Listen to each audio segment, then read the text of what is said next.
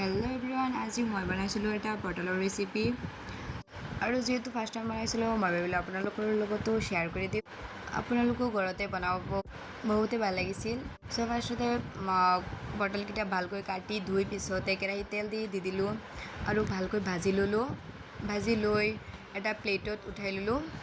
চ' পিছতে আকৌ কেৰাহীটোত দি দিলোঁ তেল আৰু তেল দি পেষ্ট কৰা নহৰু পিঁয়াজ এইকেইটা দি দিলোঁ। দি পিছতে মছলা লাগে আৰু মছলা দি দিলোঁ ইয়াতে। দি পিছতে নিমখো দি দিলোঁ। দি এইটো ভালকৈ হ'ল আৰু ভালকৈ ভাজি ল'লোঁ আৰু এইটো ভালদৰে হোৱাৰ পিছতে ভাজি ৰখা পটলকেইটা ইয়াতে দি দিলোঁ। দি অলপমান পানী দিলোঁ। দি এইটো ঢাকি থৈ দিছিলোঁ।